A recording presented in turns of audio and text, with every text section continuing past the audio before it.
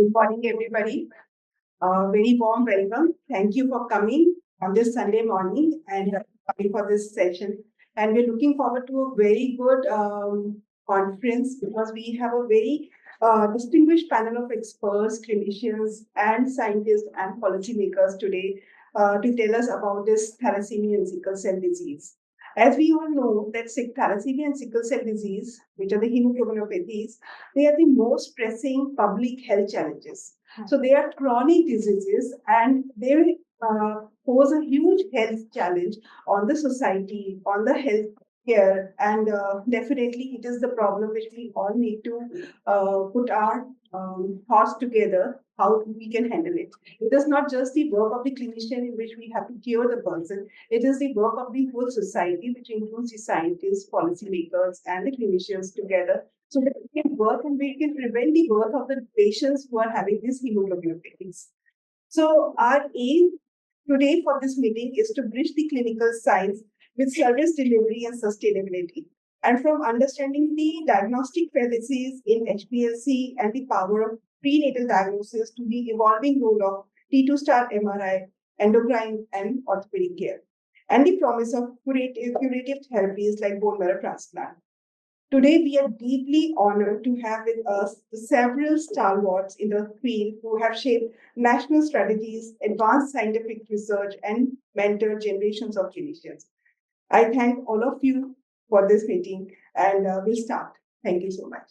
Dr. Rahul Verma sir's welcome address. I'm very glad to have him over here. He's head of pediatrics and director of academics at Sir H. Reliance Foundation Hospital.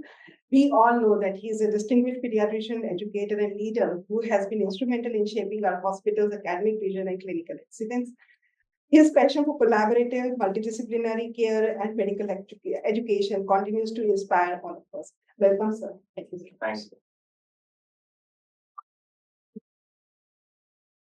Morning, everyone. I will not take a lot of time because these sessions are far more important. But I welcome everyone on behalf of the Department of Pediatric Sciences, as well as the Department of Hematology Oncology, to which blood dyscrasias would be an integral. I don't know. I mean, I see Sir over here, Dr. M.B. Agrawal. I don't think he'll remember me from Bombay Hospital. Maybe he does. Who knows? Yeah. But I think my exposure to thalassemia, we just went by World Thalassemia Day on 8th of May. And my exposure, I think, was with Dr. S.M. Merchant at Wadia Hospital. I don't know how many people would remember him, but he was also attached over here, coincidentally. And the first thing I knew about thalassemia was the world famous, I don't think it's done anymore, the Nestrov test.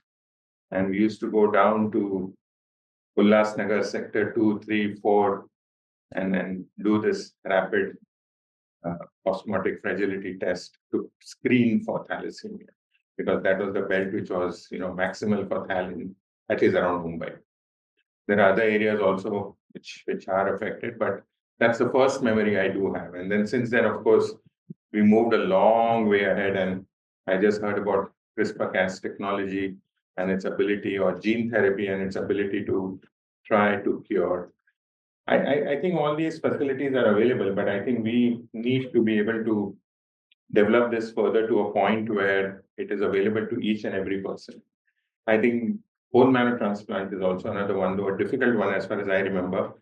I did a stint on that sometime in my past. And thalassemics and bone marrow transplant was a very tricky issue. Rejection rates were very high, actually. So with that, I welcome everyone, and I'm sure we'll all have a great time listening to each other, discussing various points, and all the best. Good morning, one and all, and I welcome you all on behalf of Dr. Shweta Bansal and the organizing team to Sir H.N. Reliance Foundation Hospital. So I'd like to introduce the first speaker, Dr. Shweta Bansal. We all know her. She's the organizing secretary and a renowned pediatric hemato-oncologist and a bone marrow transplant physician with over 20 years of experience in managing complex hemoglobinopathies, bone marrow failures, and pediatric cancers.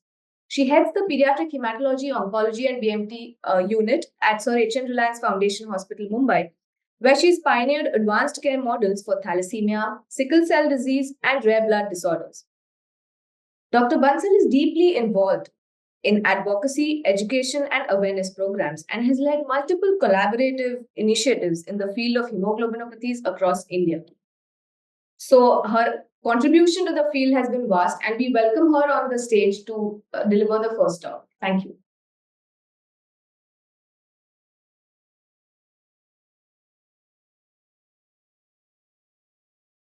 Thank you so much, Anaka. So without wasting time, I thought we'll just start over here with this first lecture of mine. So we can discuss about the overview of thalassemia and sickle cell disease.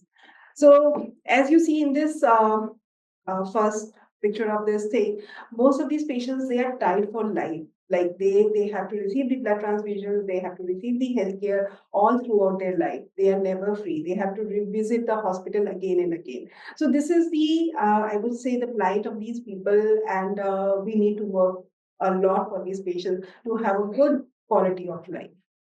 So this picture, it shows that patients, in India, we have a huge belt of thalassemia patients, we have a huge belt of a sickle cell patient.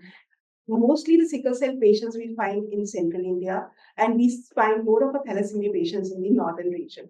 And then we have a HBE beta thalassemia also, which is mostly in the eastern region.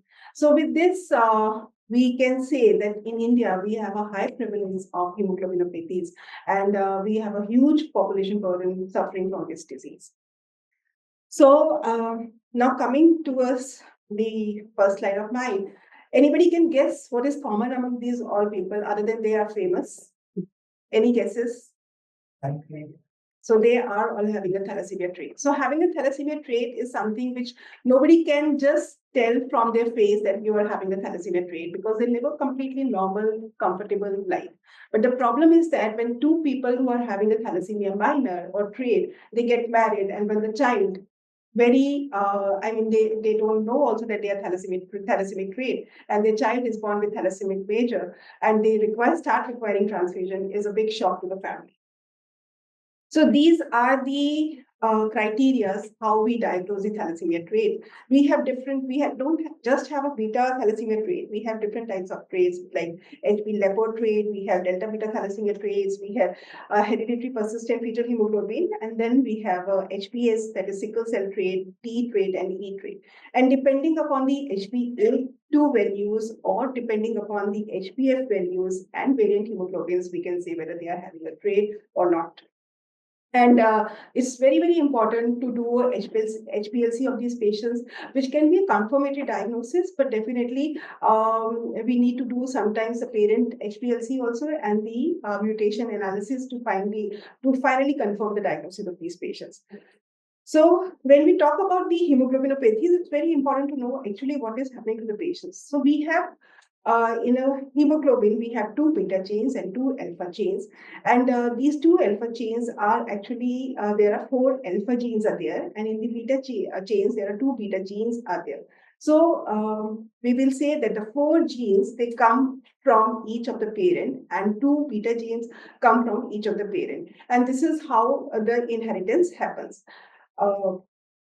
Whenever there is an abnormality in the beta chains, when they are not getting formed completely, then we have this beta thalassemia. So it could range from the heterozygous to compound heterozygous to a homozygous state, leading to different kinds of presentation in the patients who are having a thalassemia or beta thalassemia.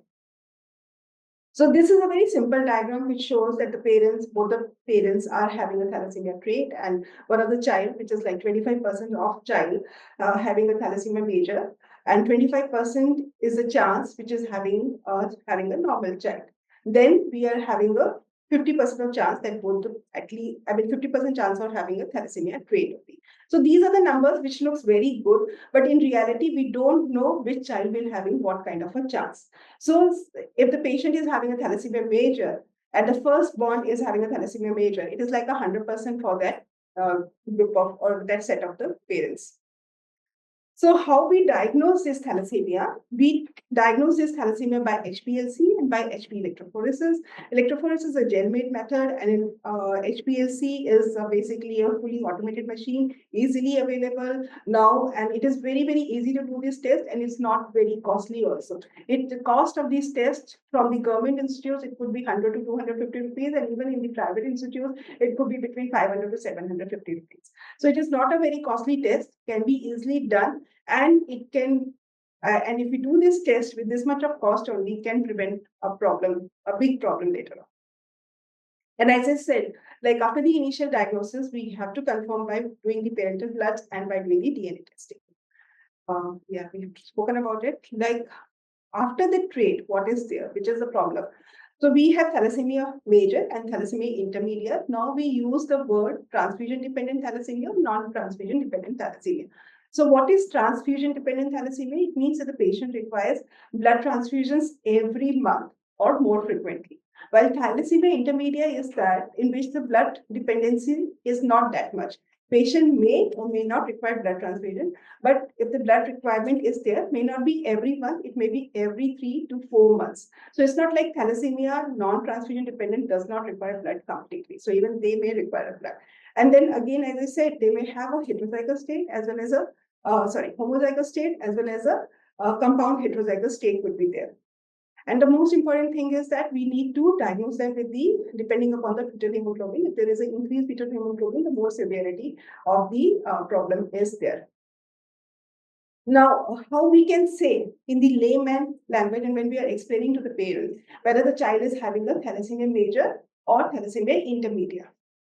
So mostly the thalassemia intermediate, they present after the age of 2 years, while thalassemia major mostly before the age of 2 years. Thalassemia major, mostly we see that the patients come with the hepatosplenomegaly or abdominal distension, severe pallor, difficulty breathing by the age of 6 to 8 months. We have seen children who are presenting at the age of 3 or 4 months also.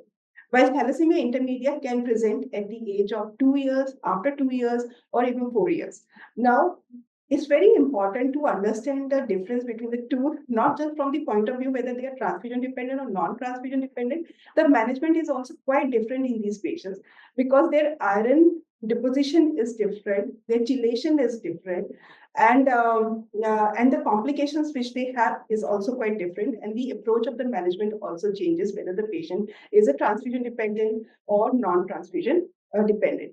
So when we say that thalassemia intermediate is a patient who doesn't require blood transfusion, even if he doesn't require blood transfusion, still the patient may require chelation because they have increased iron absorption from the gut and other areas, which leads to the iron deposition in other organs and cause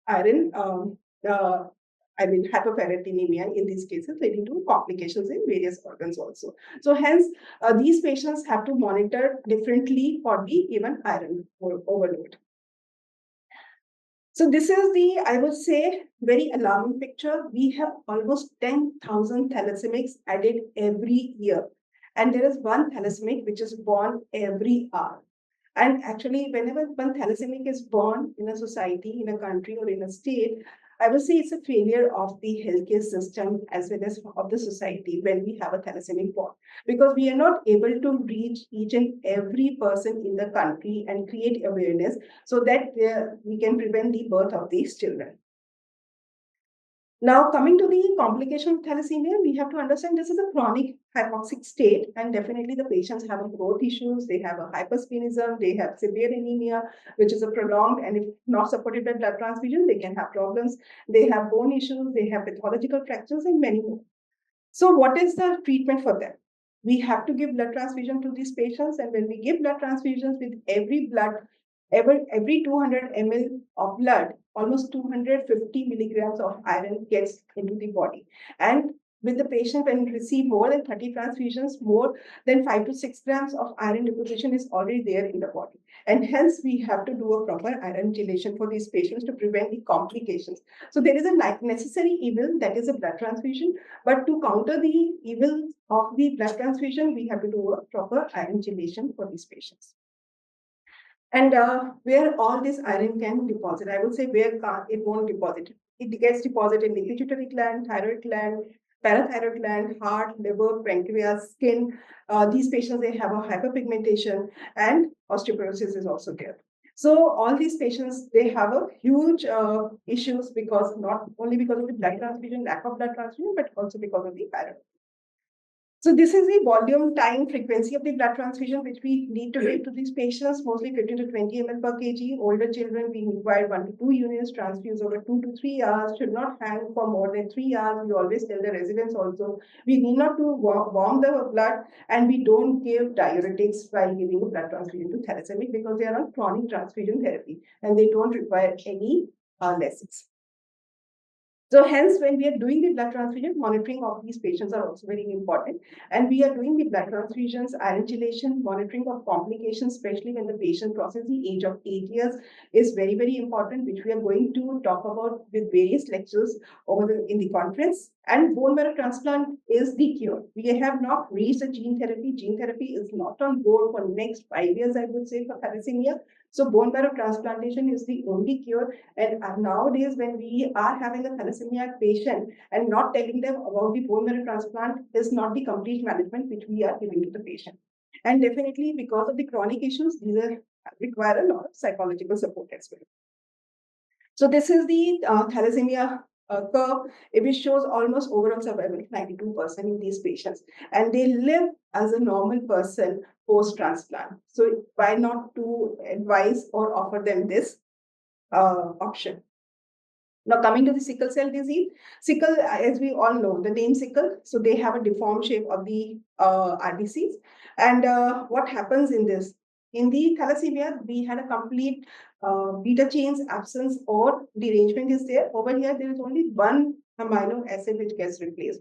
And because of this replacement of one amino acid only, the whole shape of the blood cell gets changed because there is a polymerization happens and leads to the formation of a sickle cell. Now, what happens when the sickle are there in the blood? They get formed. So whenever there is a hypoxia or ischemic state is there, the sickling of the cells happens. And there are two most important things which happens because of that. That one is the vaso-occlusive crisis is there. And second is the end organ damage is happening because of that. So because of the vaso-occlusive crisis, there is a lot of pain which is happening in the bones. And because of that, there is an end organ damage also because the blood supply doesn't reach to the main organs properly. And then we have a hemolysis also of the red blood cells, leading to the jaundice, gallstone formation, leg ulcers are there, and leading to cardiovascular disease also because these patients are very prone to have a hypertension. Now, when we compare to the thalassemia and sickle cell, the two major differences about these two diseases, we put them in a same umbrella, that is hemoglobinopathies. But in thalassemia, it is still, I would say, it's just a blood-related disorder. But sickle cell is actually a systemic disorder in which each and every organ of the body is affected. So it is a more complicated and more complex disease as compared to thalassemia.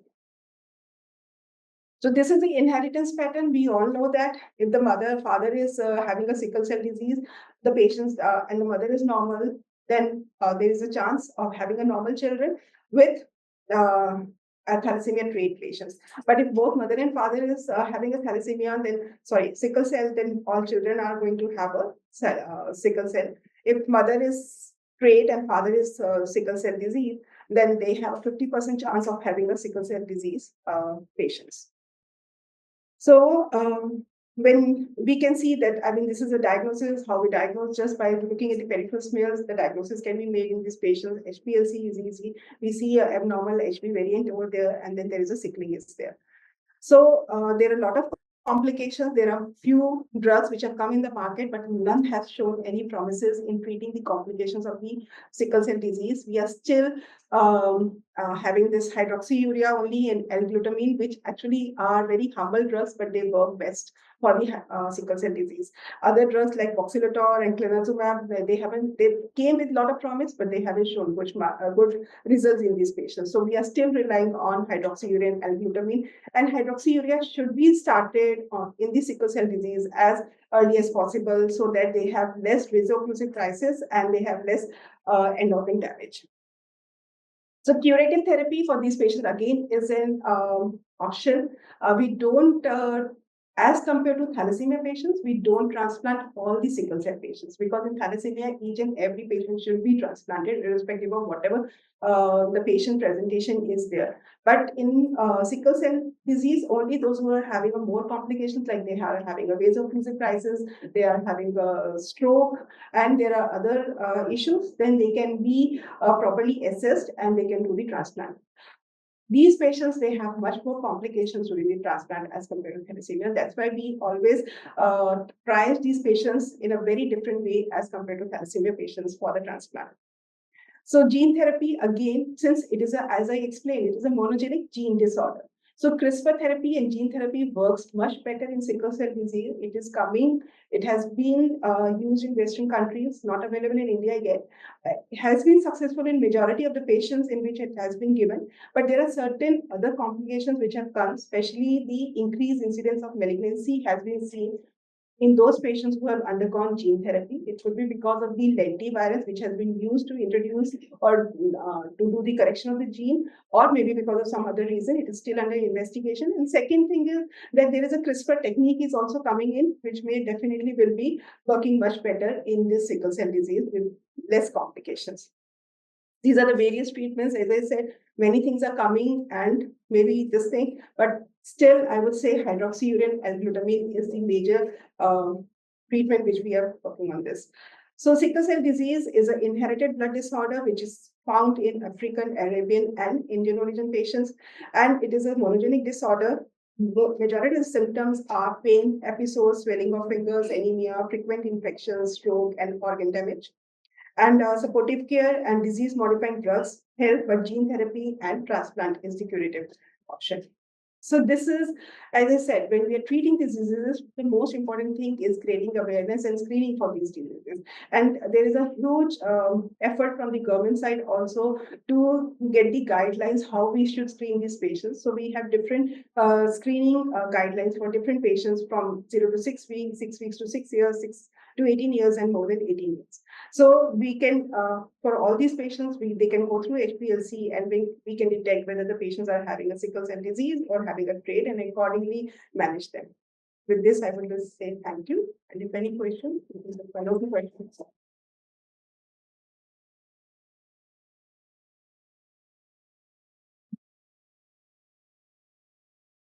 So no questions, I think we'll go ahead with next session.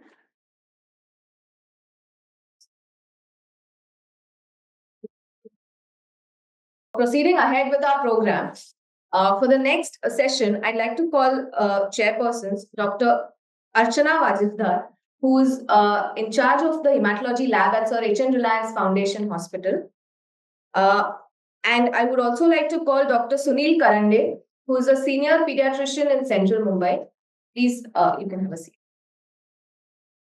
Dr. Archana, I would like you to introduce the speaker.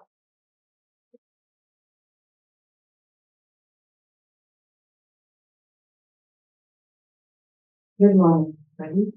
I think Dr. Roshan Kulad does not need an introduction in this crowd.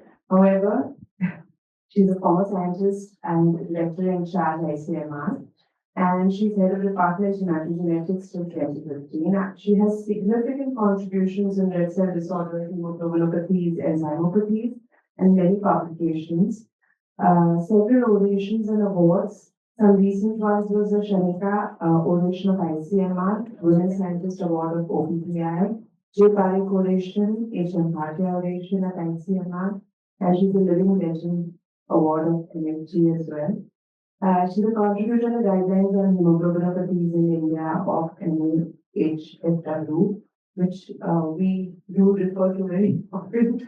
And she's on the editorial board and member of Hemoglobin and Thalassemia Reports, expert group member in the ICMR Committee on Hemoglobin. Welcome, Dr. Kora. Thank you very much for that kind introduction. And I thank Dr. Shweta Bansal for inviting me here to give this talk. I'll go through the first few slides quickly because Dr. Shweta has already covered some of these points. So we know that we have an extremely diverse group of hemoglobin disorders in India. We have the beta globin disorders, the thalassemias, beta, alpha, delta, beta.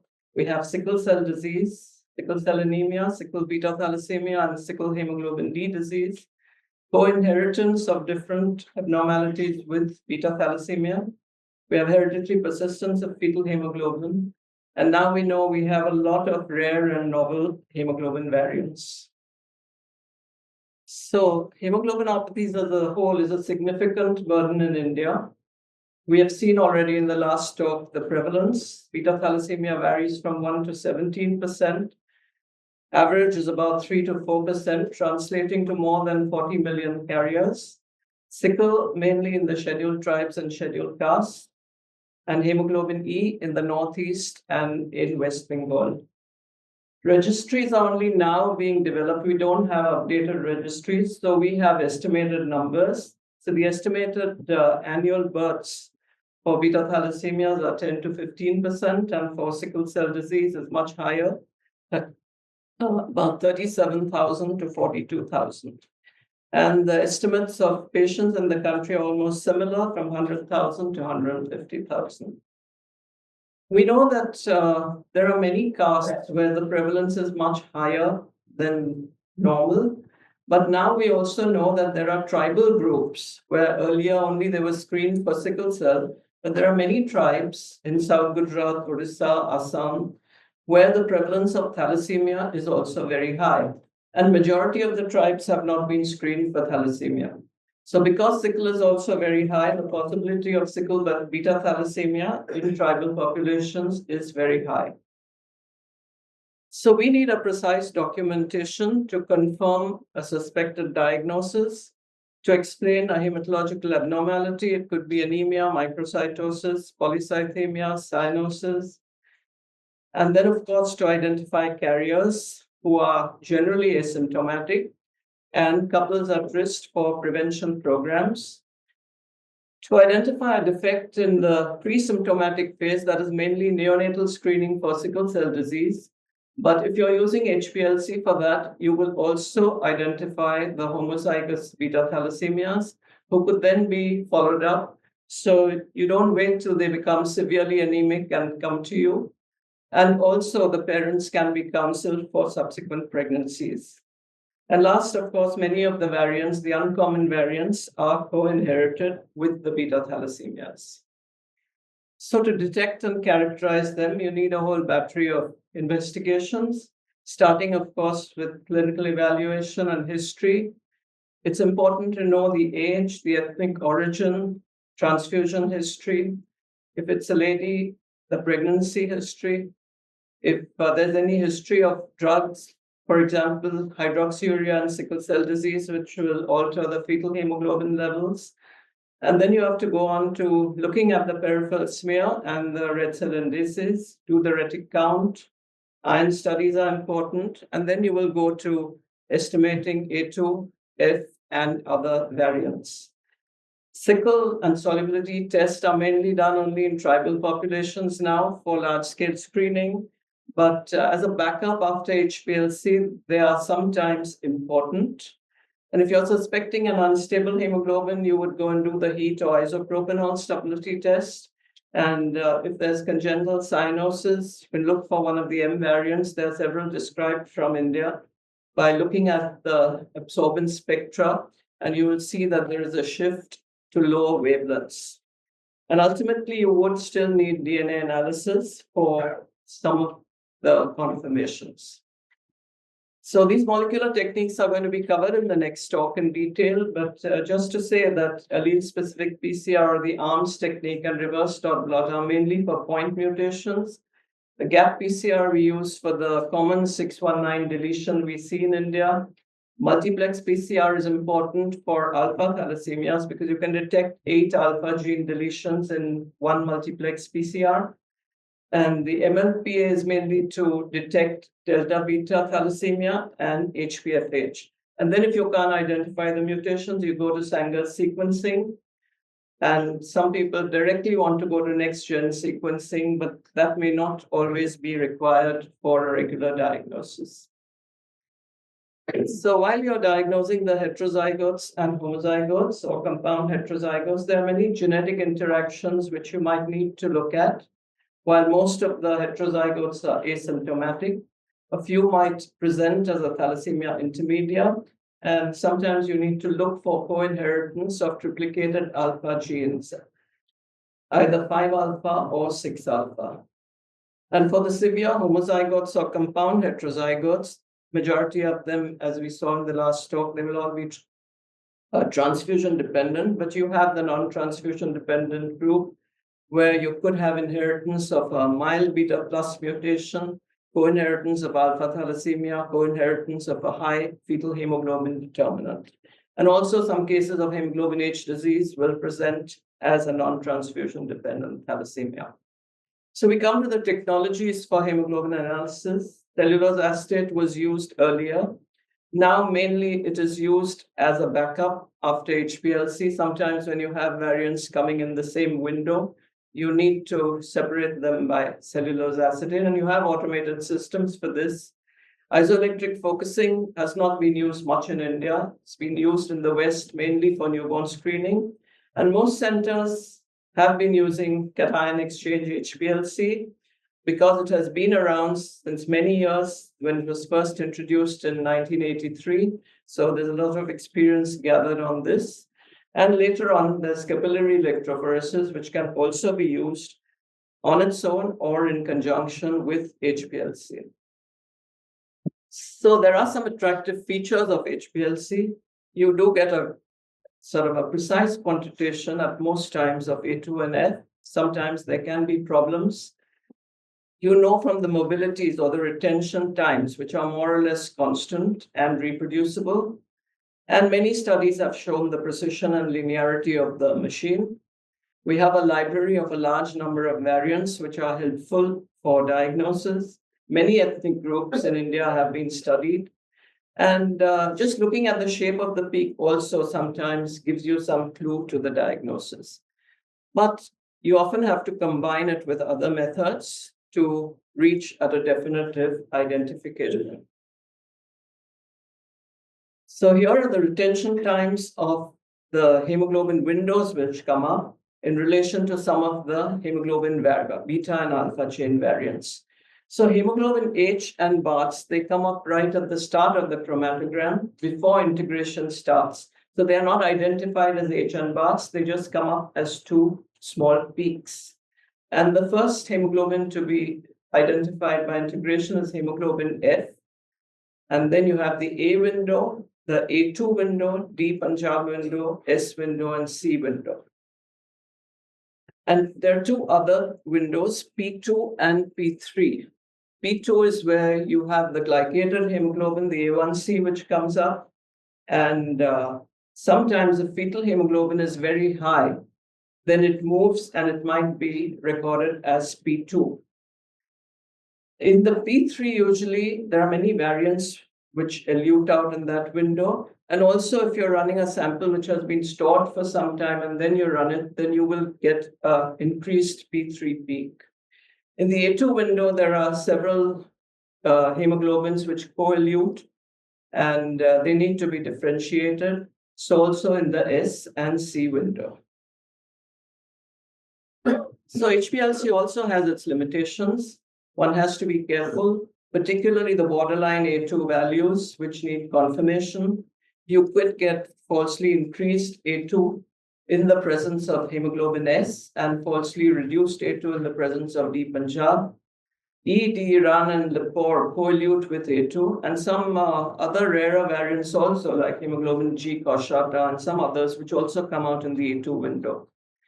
Diabetic samples will show an increased P2 peak, and some variants interfere. If you're using the smaller D10 machine, they interfere with the A1C determination. So now it is said that if a variant is present, then you should not report A1C based on HPLC. You should use another method. Fetal, as I said, can elute with P2. And lastly, you have to always check for carryover contamination from a previous sample because that can sometimes complicate the diagnosis. This already Dr. Shweta has covered. How do you identify the carriers of classical carriers who will have reduced indices, a high RBC count, And A2 level will vary from 4 to 8%, fetal 1 to 3%. But we must remember that about 20 to 30% of hemoglobin E and hemoglobin S carriers, they will have normal MCV and MCH, and 2 to 3% of beta thalassemia carriers also have normal red cell indices. So this is just an algorithm to show how we go about the diagnosis. The first two are simple. The third column, where you have reduced indices with normal A2, that is where you need to do genotyping to look for silent beta thalassemia mutations, alpha thalassemia, delta thalassemia. And then, of course, you can also pick up the iron deficiency cases and the other variants. Delta, beta, and HPFH carriers will have normal or low A2, and fetal hemoglobin varies from 10 to about 25%. So if we look at some chromatograms, this is just a classic beta thalassemia trait showing you low indices, a high RBC count, and the A2 value is 5.7%. So it's very easy. This is on the smaller D10 machine. Again, a normal and a beta thalassemia carrier can be differentiated easily. The problem is over here when you have borderline A2, 3 to 3.9%. That is where you have to interpret with caution. And over our experience of many years, we found that there are several individuals with different mutations which could have borderline or absolutely normal A2. Capside and poly-A are two which are known to have either normal or indices and low A2. And you see here that 15 of capside and 6 cases of poly-A have a normal MCV and MCH, but not many of the others. But the A2 levels, even in the commonest IBS15 mutation that we have in India, can have an absolutely normal A2 level of even 1%. And then it varies anywhere from 2.4 to about 3.9. So that you have to be very careful. Delta gene mutations are important there because they can complicate the diagnosis of beta thalassemia carriers and lead to a reduction in A2. So inheritance of delta mutations in beta thalassemia carriers can lead to a misdiagnosis. And that's why it is important to look at these very carefully. Often these delta gene variants, they show a split A2 peak. And one should look at the chromatogram and not just look at the values to have a look at this. So these are some of the delta gene mutations seen in Indians. Among these, A2 Saurashtra is been seen in quite a few beta thalassemia carriers, individuals from the Saurashtra region in Gujarat. The others are relatively rare, but reported from India.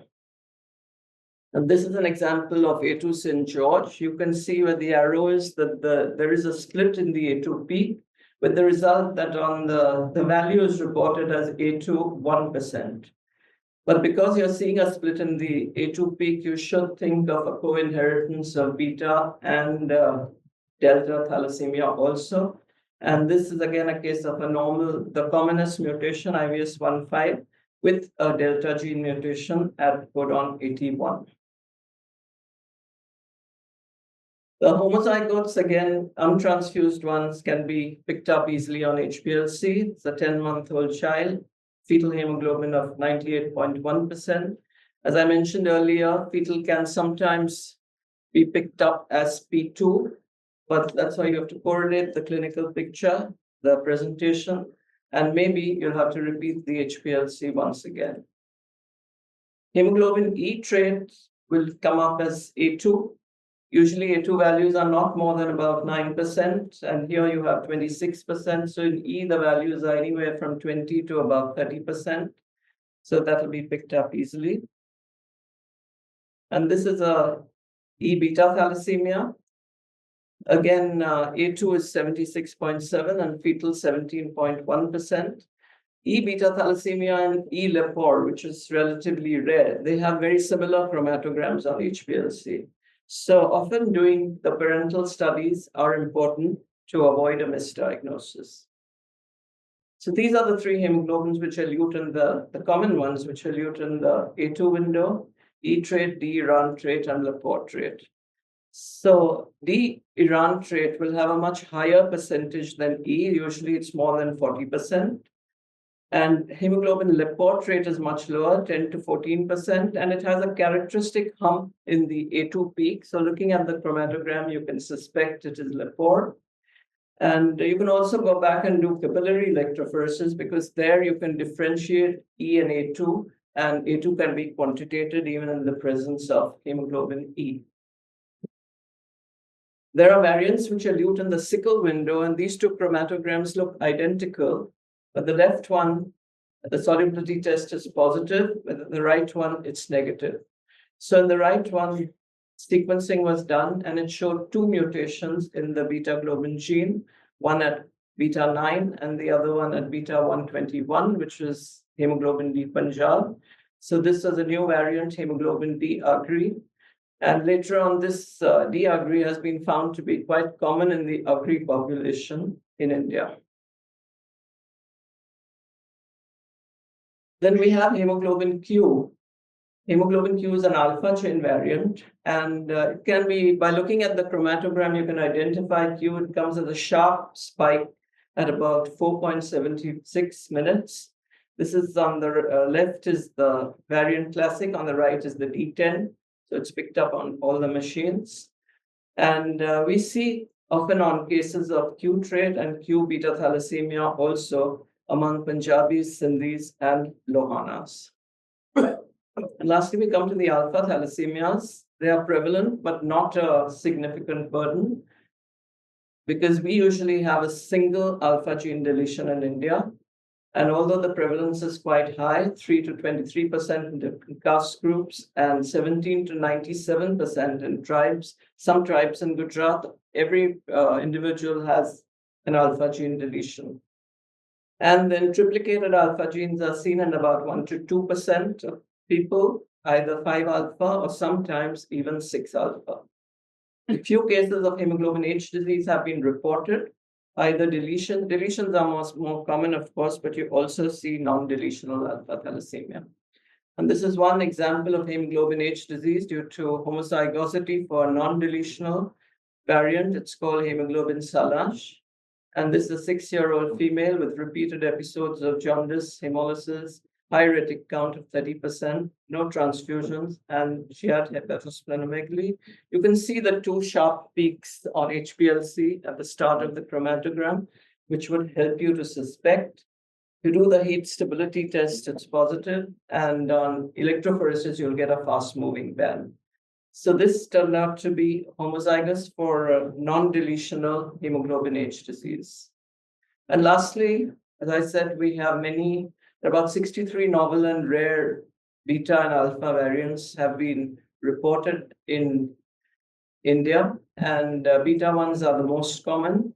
Majority can be picked up on HPLC. There are 6 variants which elute in the sickle window and 7 which give falsely elevated A2.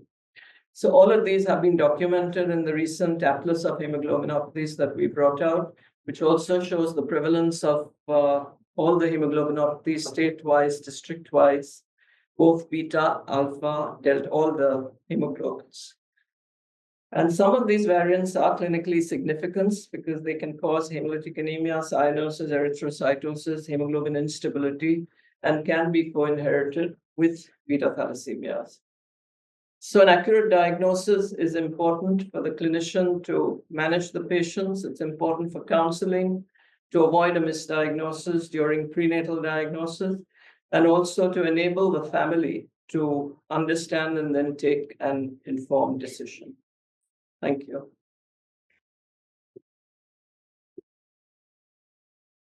Thank you, Dr. Roshan, for a fabulous lecture.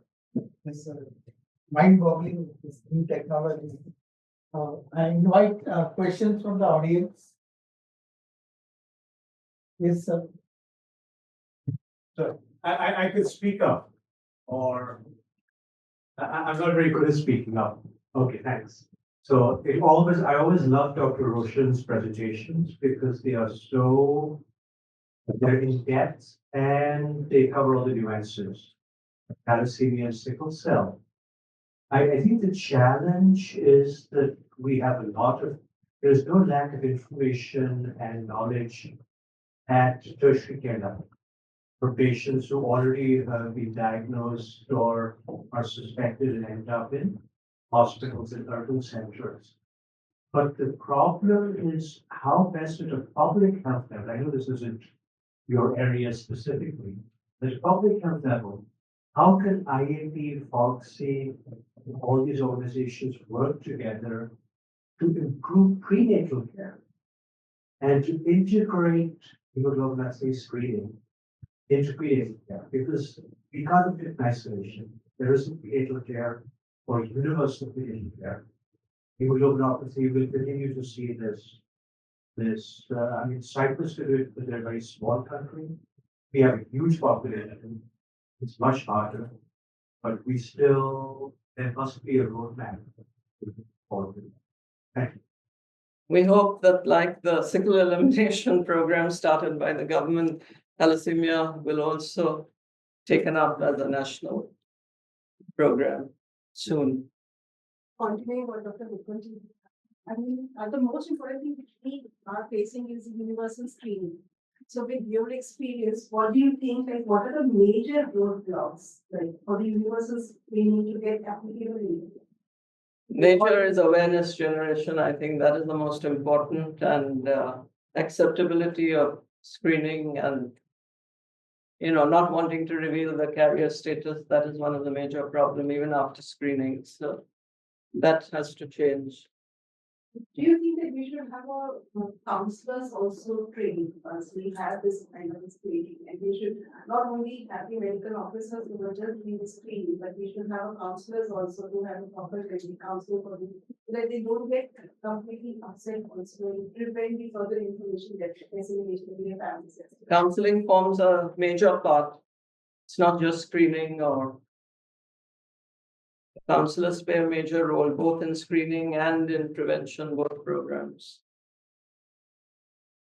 Thank you. I have a question. Regarding from the diagnostic point of view, you have shown us a slide of hemoglobin sickle, and we agree. So, if a report needs to be released without the molecular testing, it would have still gone as sickle cell. At least you can do the solubility test, and if that is positive, which is. Solubility. Yeah, wherever you get an S now, because there's so many other variants apart from this who also come out, which come out in the sickle window. Right. So you will report them wrongly as S if you only do HPLC.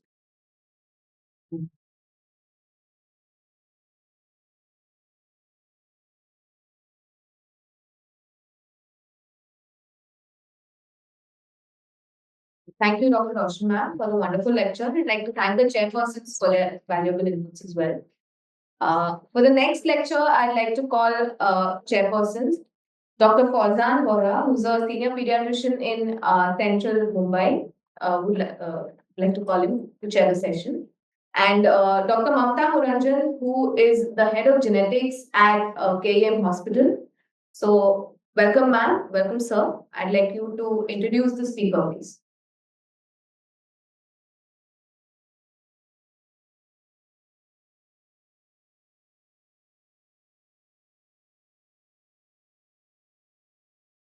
Good morning, all of you.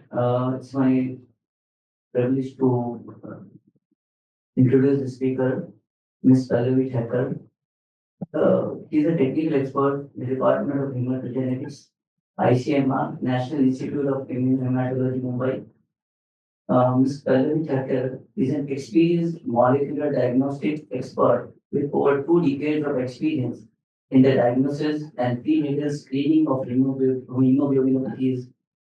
She has been instrumental in operationalization of molecular diagnostic services at the National Institute of Immunohematology, contributing to the prevention and control programs across India. Her expertise has directly supported thousands of families in early detection, counseling, and prevention of hemoglobin disorders. Thank you. So I would like to invite Madam to Thank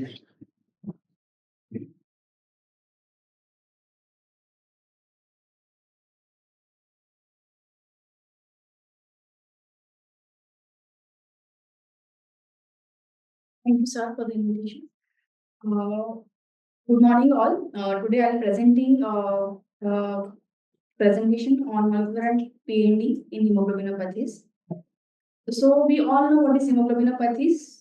So we'll directly come to molecular diagnosis. So molecular diagnosis is to identify genetic mutations or variations in an individual's DNA that contributes to the development of a disease.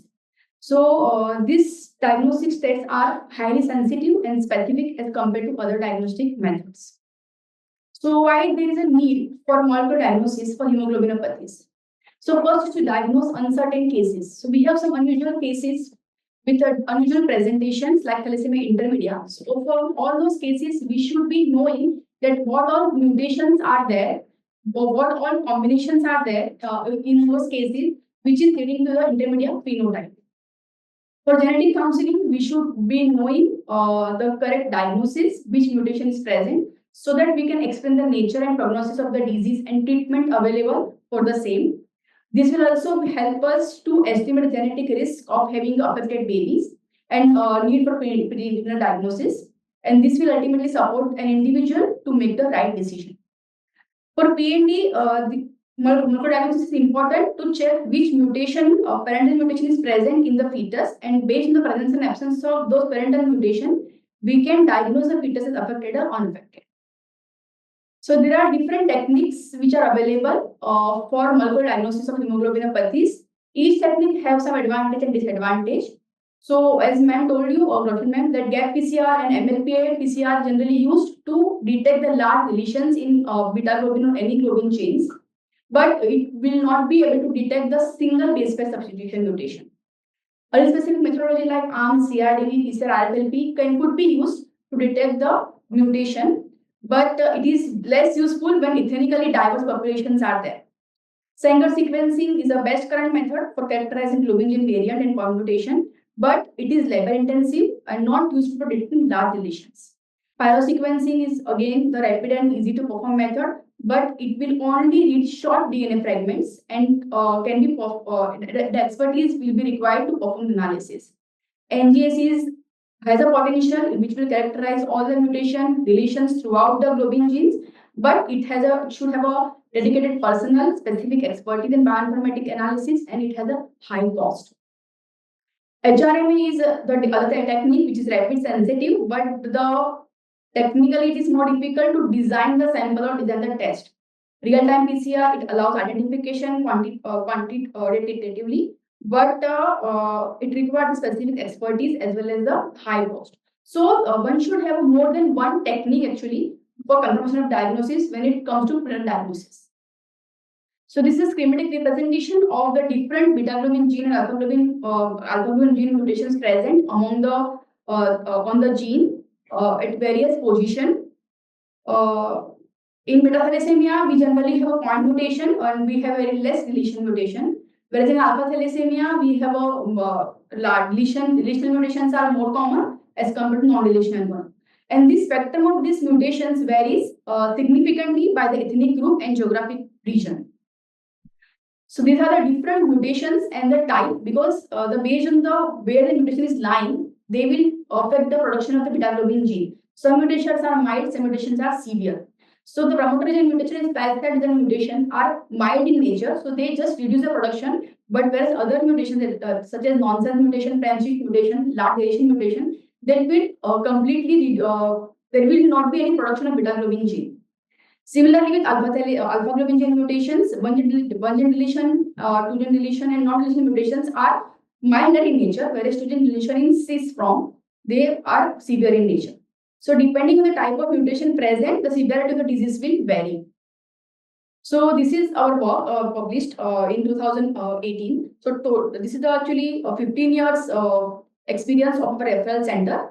Total 14,000 abnormal cases we were identified, and screening was done using HPLC and electrophoresis. Molecular characterization was done using CRDV, ARMS, gap PCR, multiplex PCR, and direct DNA sequencing method. So total 5,000 thalassemia carrier and 1,200 alpha thalassemia cases were screened. The most common mutation were identified was IBS15G2C. So whatever technique we are using at NIH, 90%, 95% of mutation will be covered. Only for 5% mutation, we need to go for DNA sequencing. And in this study, we have also identified delta beta thalassemia trait, HB for thalassemia trait cases, HB cases, unusual alpha chain and beta globin chain variants. So now, what is prenatal diagnosis and why it is important for hemoglobinopathies? So as we all know, hemoglobinopathies carrier couple have 24% chance of having affected baby in each pregnancy. So early detection allow the parents to make the informed decision. It will also help for prenatal care and early treatment if the pregnancy is continued. Genetic counseling, it will help in genetic counseling and it reduce the social and economic burden ultimately. So there are three different kind of methods available for fetal sampling. So first is CVS coronary villus sampling. This is generally done in first trimester of pregnancy, which has a good source of fetal DNA, which allow the quick results in few days, but it has a chance, it has a risk of miscarriages. Amniocentesis is the second trimester test where you can collect the amniotic fluid between 14 to 16 weeks of gestation age. 30 to 35 ml of amniotic fluid is needed to get sufficient amount of the fetal DNA. So in case when the amniotic fluid is less, amniocytes are less, you need to culture the amniocytes and this can lead to delay in the results. The photosynthesis is the last method which is done in late second trimester of the pregnancy. This procedure is only done when couples at risk having affected child and identified late in the second trimester, or if the diagnosis done during first trimester is not conclusive. But the major advantage of photosynthesis is you can get a direct access to fetus. So now, who should go for PND and who should not go for PND? So these are some of the combinations where they should actually go for prenatal diagnosis. They should be advised for diagnosis, whereas in some cases it is okay if they don't go for prenatal diagnosis. But the other combinations where the couples have whether we should opt for PND is unsure. Those conditions are couples with different variant of alpha and beta globin gene, couples with 2 alpha gene deletions and one heterozygous for non-deletion mutation, that is HBH disease, and couple with thalassemia and alpha globin gene triplication are present. So in this condition, it is unsure that they should go for prenatal diagnosis or not. So this is the workflow that our laboratory generally follows when we get a fetal sample. So if we are getting CVS sample, generally this sample is collected in RPMI media. So first we clean the sample under dissection microscope to remove the maternal blood clot. Then for amniotic fluid, we centrifuge to collect the amniocyte sediment. And then we extract DNA from both these tissue as well as cells. After DNA extraction, we perform molecular test to identify the mutation in parents as well as in fetus. Then BNT analysis is important because it will rule out the maternal cell contamination in the fetus DNA. And then final diagnosis will be made based on presence and absence of the mutation. For cord bed sample, generally 100 to 500 microliter of fresh blood will be collected in EDTA or in heparin. Then we perform CBC to check the quality of the blood because it should be pure. It should be pure. It should not have any maternal contamination. And we have one staining method, this AR bed method. So this will tell that the cord blood, whatever we have collected, it is maternal contamination free. Then we perform HPLC. And then based on the percentage of hemoglobin A0 and any other variant, that is S, D or E, we can predict the fetus genotype that is affected or not affected. So this is our experience. So 38 years we have offered PND to 5,000 couples, of which 75% couples were come for first trimester and 24% has come for second trimester of pregnancy for prenatal diagnosis. The different hemoglobinopathies we have screened was thalassemia, sickle cell anemia, HBs beta thalassemia, E beta thalassemia, delta beta thalassemia with beta thalassemia, and other hemoglobinopathies which include hemoglobin lab with thalassemia, D beta thalassemia with thalassemia, this kind of combinations. So these are some cases which I have presenting over here, how we do the diagnosis in case when one parent is sickle cell carrier and other is thalassemia carrier. So here, you can see mother is sickle cell carrier, father is thalassemia carrier. So we first extract the DNA from the maternal blood as well as fetus sample. Then we perform PCR RFLP to detect presence of sickle cell anemia in the fetus sample. And so here you can see the fetus have a absence of sickle cell condition. Whereas in the father, you can see the father is heterozygous for codon 30 E2C mutation, which is there in fetus, but sickle is absent. And VNTR was found to be informative. So then we have diagnosed this case as a thalassemia carrier fetus not affected. In this case, the mother is thalassemia carrier, father is hemoglobin E, so delta beta thalassemia carrier. So then we again extract DNA, we put CRDB test, and here we found mother is heterozygous for IVS15 mutation, but fetal showed homozygous pattern for IVS15 mutation. And subsequently, after putting up the PCR for delta beta thalassemia, we found that fetus was having the heterozygous Asian Indian deletion, and because of the deletion, IVS15 showed homozygous pattern. And VNTR again was found to be informative. So this case we have given that fetus is affected. In the third case, mother is again thalassemia carrier, fetus is hemoglobin E trait. Father is hemoglobin E trait. So on CRDB, the common mutations were found to be absent. Thalassemia mutation was found to be absent in mother. So then we did ARMS PCR. And in ARMS PCR, we have found that mother is heterozygous for FS16-C mutation that is absent in CBS, and E is present. So again, and VNTR is informative. So again, in this case, we have reported the fetus is unaffected. So ultimately, the take-home message is to molecular and PND diagnosis of hemoglobinopathies are powerful tools for early accurate detection and prevention of this inherited blood disorder. Integrating these techniques into public health program can significantly reduce the disease incidence and improve the patient outcome. Thank you.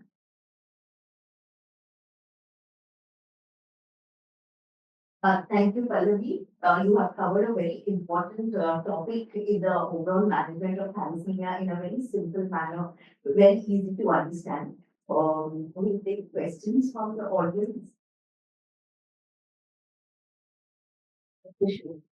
Dr. Pallavi, just wanted to ask you regarding the availability of the prenatal diagnosis at other outreach areas.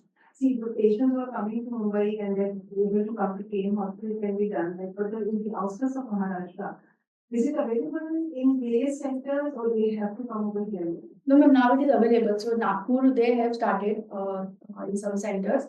Even Borivali, CTC, they are doing but not much center are there. But now, but ultimately, the burden of the cases referred to us now has been reduced. Initially, we were getting more of the cases, but now we are getting less cases. So I think these centers are available across Maharashtra so that we can tell the patient, because not for everybody it is possible to come to Mumbai and get to KM. And we know that in the Maharashtra region, there is a Vidarbha region, and patients are there and they want to get a prenatal diagnosis for their child. They can clear the sample to us because we are getting the samples. Yes, we are getting the samples from Nagpur many times. So they collect the parents' blood sample and amniocytes they can collect, amniotic fluid or CBS tissue they can collect. And they can transport to the NIH and do do you have anybody who can coordinate with this things? So IGGMC Nagpur, I think one center is there. So even the Pune, Dr. Mangeshkar Hospital is there. So they do such kind of things. Yeah, they send sample. 15 to 20 days. If the mutations are common and known, within 10 days we can give the results. But if the mutations are not done previously in the parents, then it will take little bit time. So 15 days turnaround time. So if the previous child is having a thalassemia later and they haven't done the mutation test, but for the next time they want to check, they need to do the previous child mutation test or not? No need, because generally we calculate the parental blood sample because parental blood sample every time we have to check the mutation for VNTR analysis. So the analysis sample will be the Yes. Any more questions?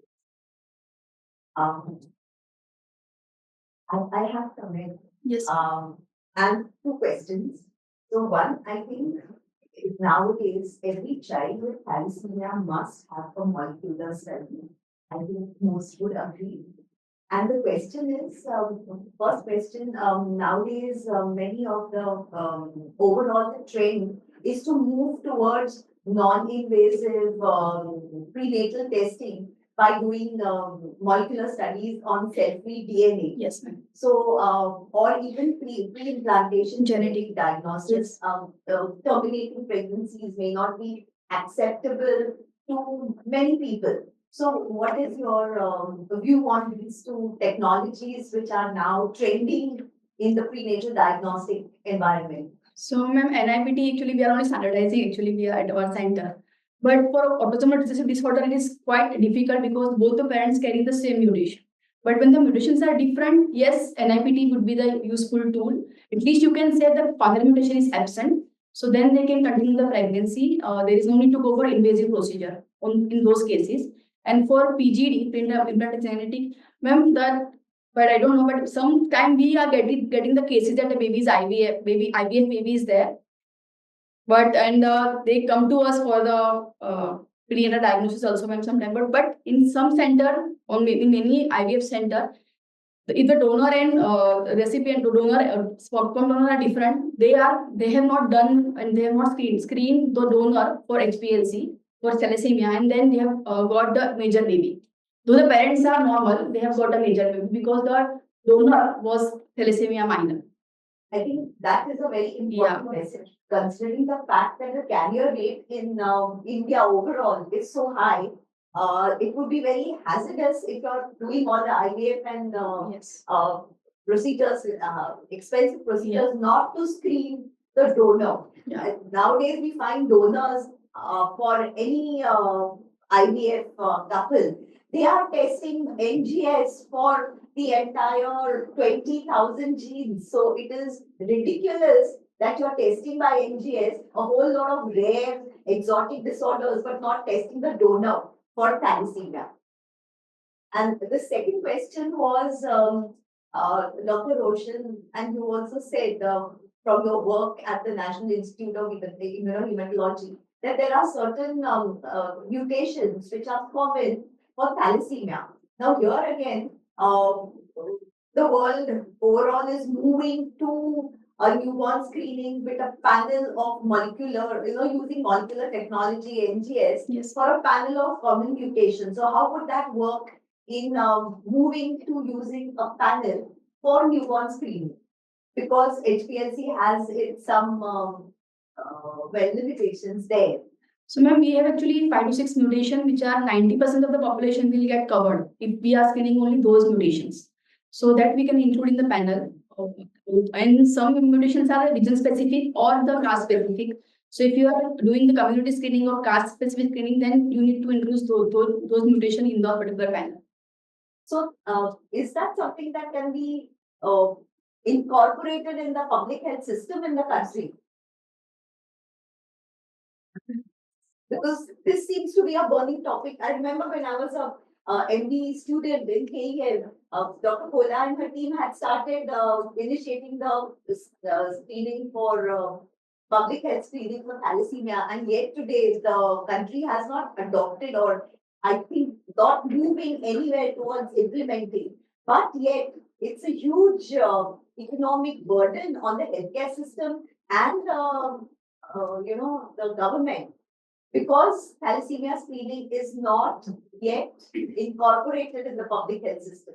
And we have the technology now. So that was something which, Madam, in the private sector, it would still be, as you were saying, very much, but I think in the public sector, would it be that cost effective?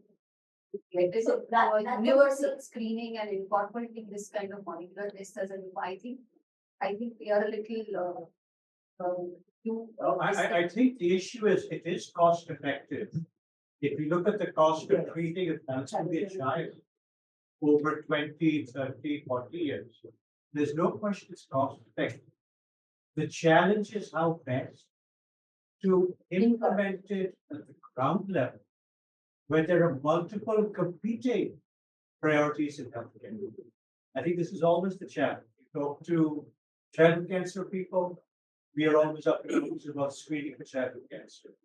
You talk to hemoglobinopathy people, There are many endocrine issues and other genetic disorders which are not screened for routinely.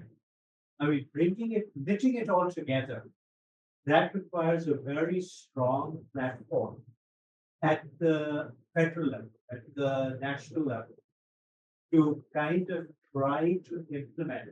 If we don't have good prenatal care routinely for babies in most of India, then it's very hard to lay on top of that extra programs. So that is the challenge. You're absolutely correct. I'm not minimizing what you're saying, but to implement it is the $1 billion question or billion rupee question. Something as important as a thyroid is still far Exactly. away from that. I mean, It's there a are dream many to get newborn it as a screening newborn. tests which are not done routinely in our country. So I think a universal antenatal Yes, diagnosis yes. is something. Antenatal screening should be made compulsory, ma'am, because that At is least used 100 for clinical yes, testing. yes.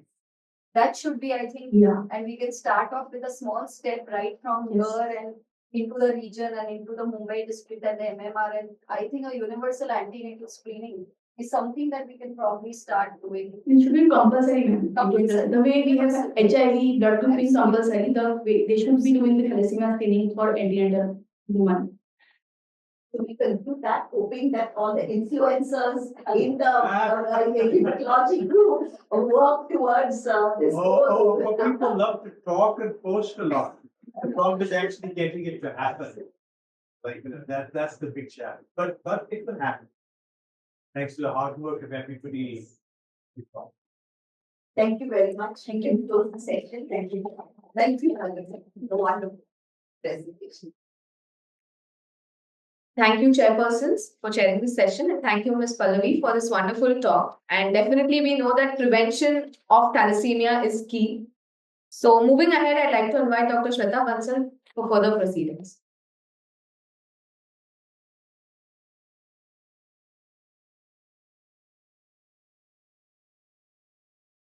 In the next session we all have been waiting for. So it is my pleasure and my honor to invite Dr. M.B. Agarwal sir, who has been a teacher to all of us.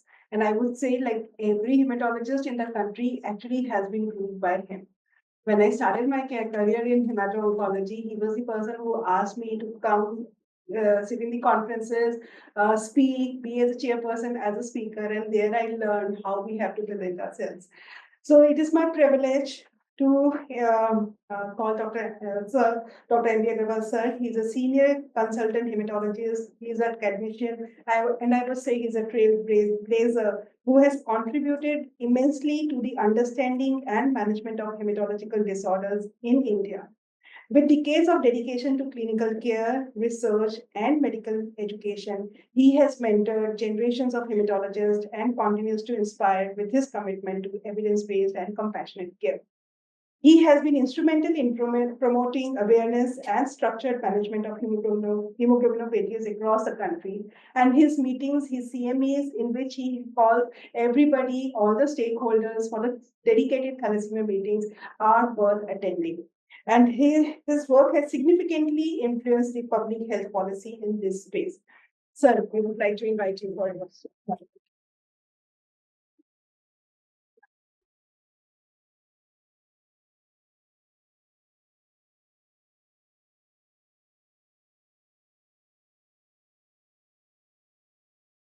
Friends, first of all, thankful to you for those kind words. I've been asked to deliver the keynote address, and the subject that Shweta has chosen for me is integrating science, service, and sustainability in the field of hemoglobinopathies. I was here for the last 1 hour, and science has been dissected out thoroughly. I was fortunate to be working in the room next to Dr. Roshan. It was 1976, if I'm right, taking care of the service part of thalassemia when Roshan was looking at the science part of thalassemia. Fortunately, I took up thalassemia as my thesis, bought the book written by Withdrawal, read it, I think, quite thoroughly, wrote that thesis on 365 subjects of thalassemia, some retrospective, some prospective, reasonable number of prospective, because we would have at least 1 or 2 patients walking in who would be diagnosed as thalassemia major per day. Learned a lot about the science of thalassemia and hemoglobinopathies from the BGRC, now called NIIH. So let me restrict to sustainability.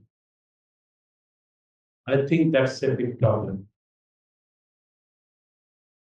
Of course, I'm quite an optimistic person, so I'm optimistic about everything. 20 years ago, I was told that India will beat US. That time I was amazed by that statement. But then you see that today. So what is difficult to sustain may be sustainable tomorrow. And let's see what we can do about sustainability in the field of hemoglobinopathies. In 2025, I think this statement is not an exaggeration, that each and every case of thalassemia is curable. Am I exaggerating? Probably not. Because you've got 2 very important tools which you can offer to your patient either today or tomorrow. And the first of them is hematopoietic stem cell transplant, available at more than 150 centers in this country. Cost is an issue. So the question of sustainability comes in. When the Prime Minister was Chief Minister of Gujarat, he made thalassemia transplant free. And then he made it free when he became the Prime Minister in certain other institutions in the country. Only to realize that it's not sustainable. And that support was withdrawn. So though bone marrow transplant is curable for almost all thalassemics, the figure put over here is not an exaggeration, 90%. But how do you sustain this service? And if you are not eligible for bone marrow transplantation, you have another curative option, and that is gene therapy. Now, I am speaking from the platform of an institution which is probably the best in the country, best in the city, best on this road, and probably the first one to offer this service, if Shweta has her way, with the administration and the owners of this hospital. So it's not that gene therapy will not be there. It will be there. It's a question of, is it going to be tomorrow? It's going to be the day after. Is it going to be Shweta doing it? It will be HN doing it, or it will be somebody else doing it? And how rapidly it spreads all over. In 76, bone marrow transplant was a dream for us. I remember I writing a chapter on treatment where our bone marrow transplant is not possible in India. And the writer was rejected. They said, why is it not possible? I thought I was right, but I was proven wrong. So if anybody feels the gene therapy for thalassemia in this country is not possible, you are wrong. It's going to be there. And between bone marrow transplantation and gene therapy, there should be no thalassemic patient who cannot be cured. And if that's so, and these are the results of gene therapy presented in ASH meeting last year, the results just overtake that of bone marrow transplantation, how a patient of thalassemia can become transfusion free, and look at the figure, a little more than bone marrow transplantation. Now, having seen that bone marrow transplantation and some kind of gene therapy, whether it is gene editing, is curative, what should be the goal of a clinician today in this country? His goal should be that the patient of thalassemia must remain eligible for one of these 2 tools. So your conventional treatment that has been put up on the left side, and which everyone is very familiar, should be of that quality that a transplanter or a gene therapist does not reject the patient that you are not eligible. And you all know the eligibility criteria for bone marrow transplantation, and you will soon know the eligibility criteria for the gene therapy or gene modification. So today, you have to treat the patients very efficiently with their blood transfusion, quality and quantity, with their chelation to the utmost possible way so that they remain eligible in the best shape to achieve that figure of 90% plus of curability by transplant or gene therapy. Easy said than done because it's not sustainable. Is there adequate blood? Is the blood of that quality? Is the chelation possible? Are the thalassemia clinics looking after everything that was mentioned this morning? The problem is that majority of our patients just go outside Mumbai, still look like the upper half of this slide because they have not been adequately transfused. I saw them in 1976 and I see them in periphery even today. Yes, the picture is rosy. In Mumbai, you have got patients who look like at the bottom of this slide. They've been well transfused, well chelated, so much so that the second half of this seminar today that Shweta has planned can be probably obsolete. If you take care of everything in a beautiful way, none of those experts are required. There'll be no Hep B, there'll be no Hep C, there'll be no endocrinopathy, there'll be no diabetes, there'll be nothing. So you don't need all those lectures. But then at the moment, you need them. Today also, even in the city of Mumbai, a thalassemic who is not cured dies of cardiac failure.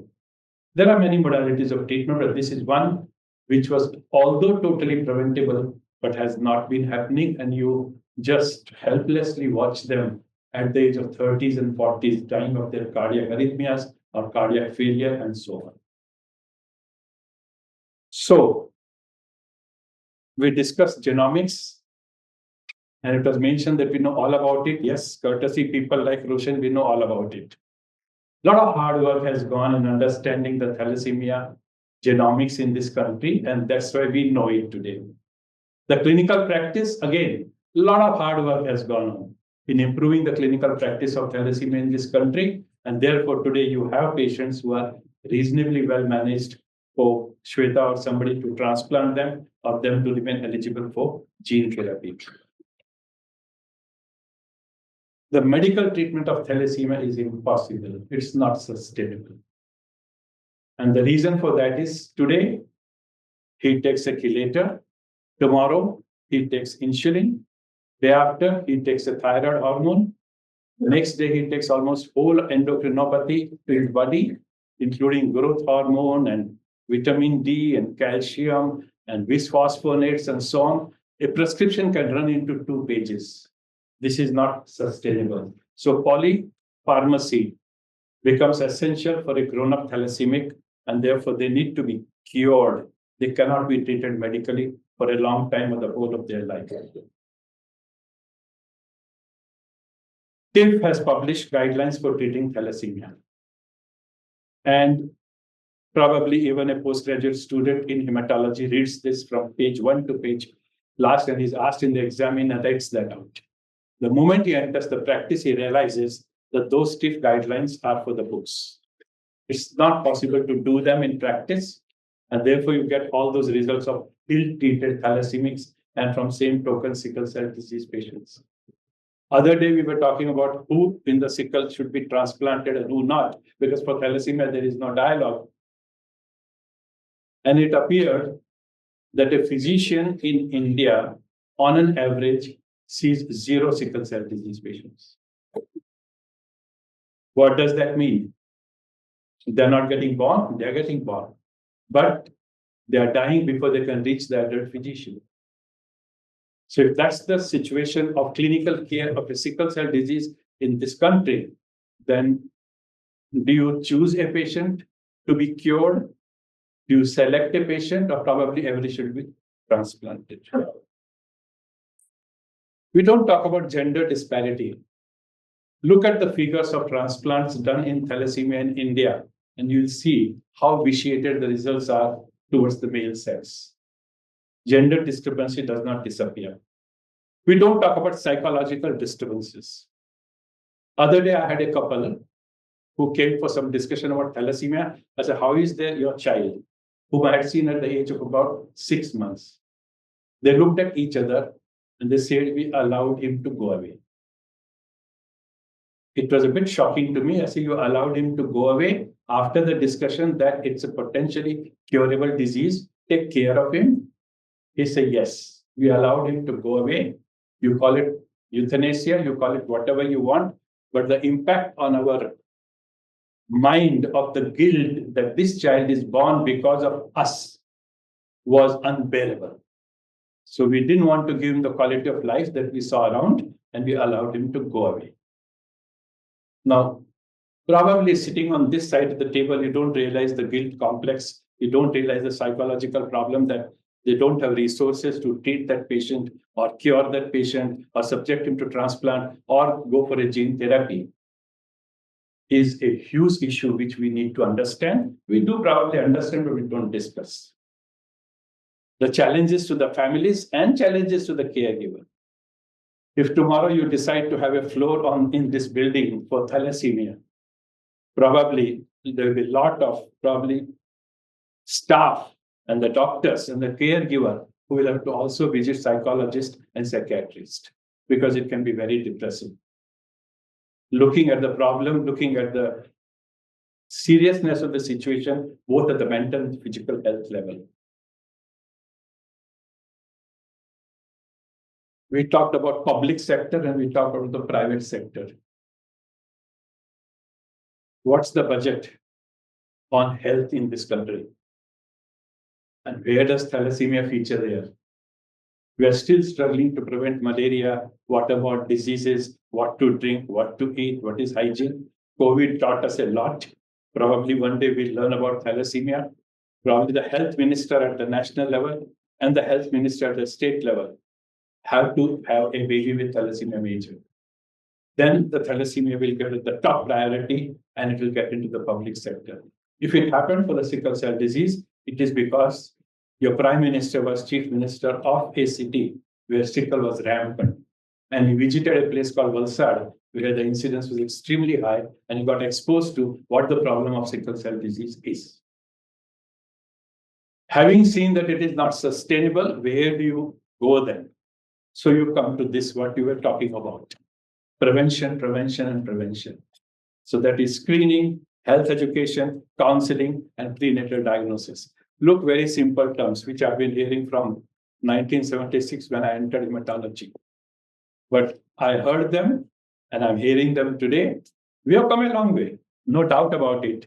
We used to do paper electrophoresis, you do HPLC, you do NGS. There were no health educators. There are health educators. There are thalassemiologists in this country. Genetic counseling is widely available, I would say, and prenatal diagnosis, of course. We've got the top quality prenatal diagnosis in this country. So preventive strategies are sustainable. So thank you for giving this subject to me. I chose only sustainability because the treatment of thalassemia and sickle cell disease in this country is a bit difficult to sustain. So from the angle of sustainability, probably stop birth of thalassemia and sickle cell disease. Thank you very much.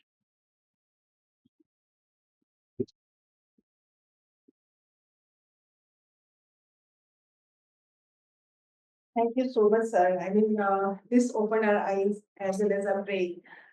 We always talk about creating awareness about thalassemia, about the science and whatever we are driving or we are doing for the patients and surveys. But I think the most important when we are trying to resolve this problem, which can be resolved, is through the sustainability and by creating awareness. And we are really thankful to you for giving such a wonderful lecture and doing a complete justice to the topic. Thank you so much, sir. And I would like to call Dr. Rahul Verma, sir, for felicitating our chief guest, Dr. N.B. Agarwal, sir.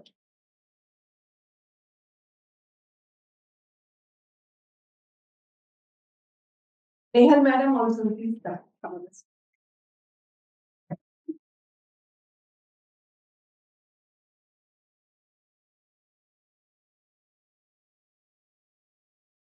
Thank you so very much. that open on appreciation and thankfulness.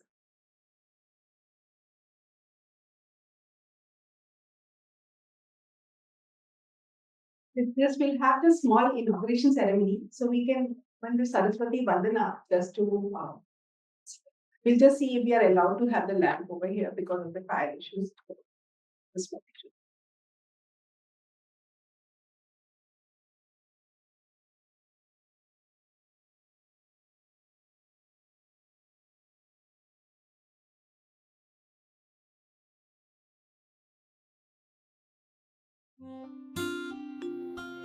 या कुन्देन्दुतुषारहारधवला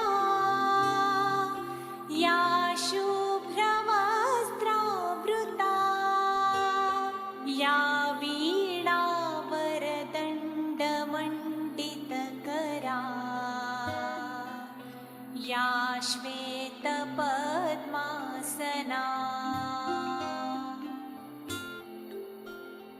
या ब्रह्माच्युतशङ्कर प्रभृतिभिः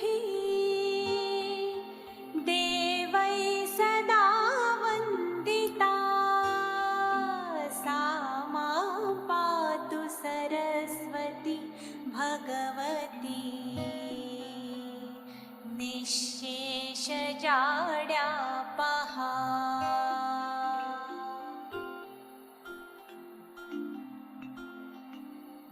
शुक्लां ब्रह्मविचारसारपरमाम् आद्यां जगद्व्यापिनीं वीणापुस्तकधारिणीमभयदाम् जाड्यान्धकारापहा हस्ते स्फाटिकमालिकां विदधतीं पद्मासने संस्थितां वन्दे तां परमेश्वरीं भगवतीं बुद्धिप्रदां शारदाम्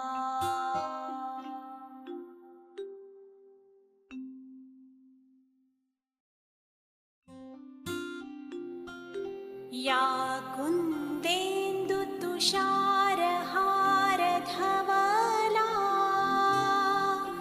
या शुभ्रवस्त्रावृता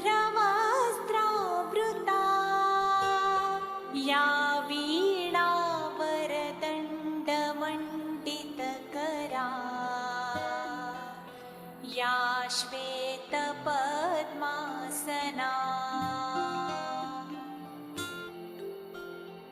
या ब्रह्माच्युतशङ्कर प्रभृतिभिः देवैः सदा वन्दिता सा मां पातु Saraswati Bhagwati निःशेषजाड्यापहा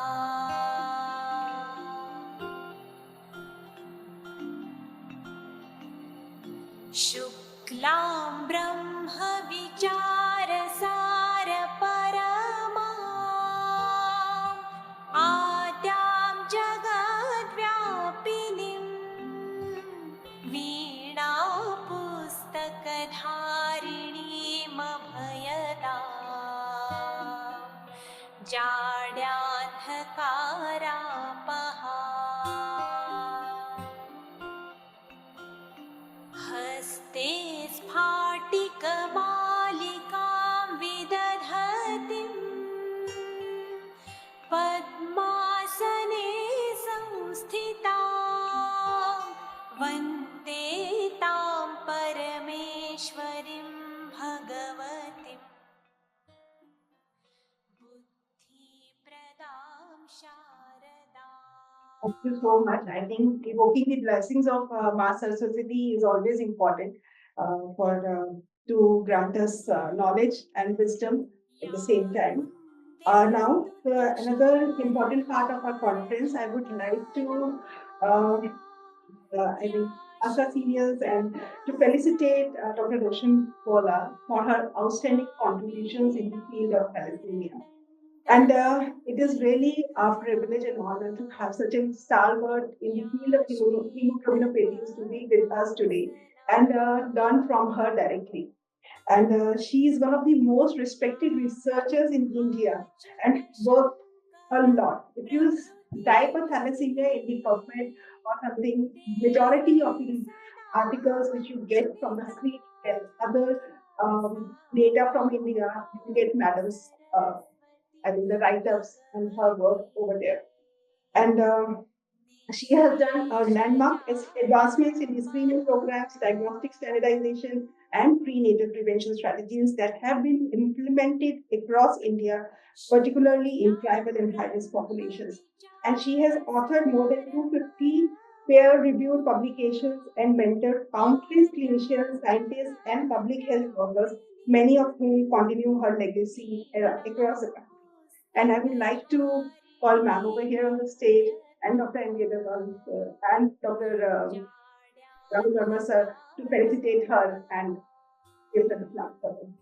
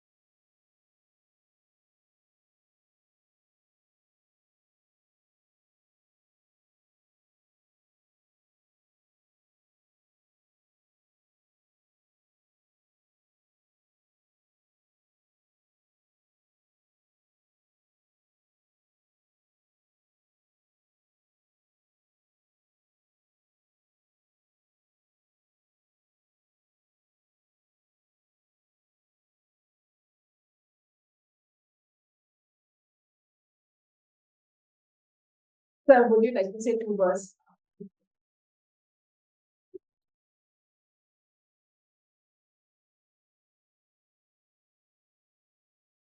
What can I say about Roshan? From the age of 20s to the age of 70s, we've virtually seen each other, grown, looked at each other's work, progress. I mean, when you say, as you rightly pointed out, the last word, the first word, everything in between, in the field of thalassemia, hemoglobinopathies, screening, epidemiology, prenatal diagnosis, everything, we owe so much to her. Today, when you say that we know everything, the person behind that is only one, and that is Dr. Roshan.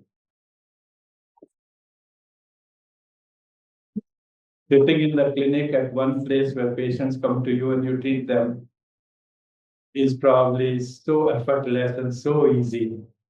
But going to the field and working in the temperature that you have in India, in the corners of rural India, tribal population, and working with infrastructure which is so primitive, and not losing heart and continuing that, and then come back and put that down on the paper for future generation to benefit, is a rare gene. My compliments to you. Thank you.